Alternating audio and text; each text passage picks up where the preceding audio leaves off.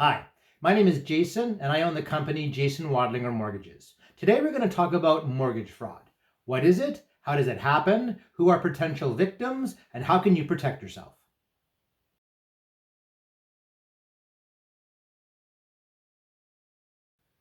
So what is mortgage fraud? There are many different types of mortgage fraud. The aspect we're going to talk about today is one in which a fraudster fools a homeowner into signing documentation which results in the homeowner being responsible for hundreds of thousands of dollars of debt.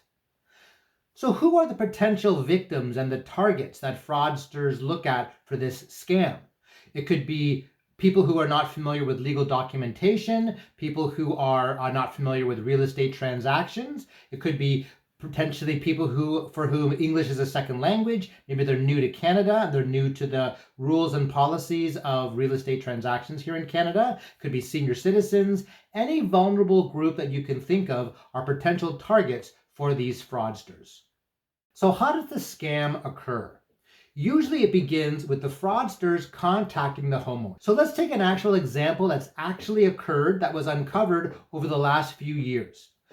People show up at your door claiming that they are a renovation company and that they're here to tell you about a government rebate for home efficiency renovations. And these rebates cover anywhere from 80 to 90% of the whole renovation cost.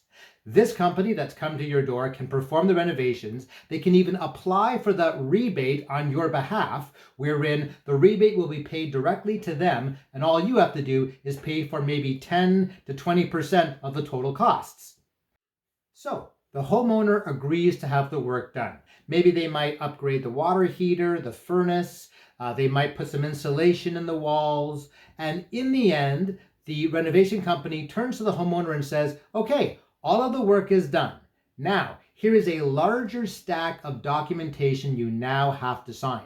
And they'll present the homeowner with like 20 to 25 pages of legal documentation. And they'll say to the homeowner, the reason why there's so many documents is because you need to give us permission to apply for the rebate and get the rebate, and to give permission for the government to send the rebate directly to us. Also, there's some legal stuff in here that we just have to make sure that everyone's aware of, and you can just sign it and everything's fine. It's all pretty much normal.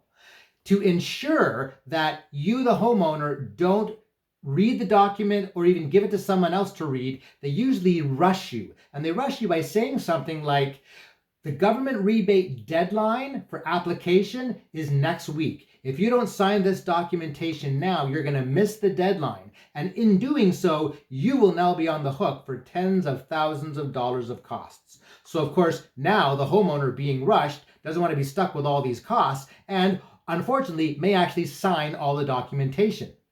Here's what happens. In the end, the homeowner discovers that they've signed either a loan agreement between them and the renovation company, wherein they actually owe all of the money for the renovations, but they're allowed to pay it off over several years at an enormous interest rate, like 20 to 25%. In worst case scenarios, the homeowner discovers that they've actually signed a mortgage document with a third-party finance company. In the end, the homeowner has signed legal documentation without reading it at all.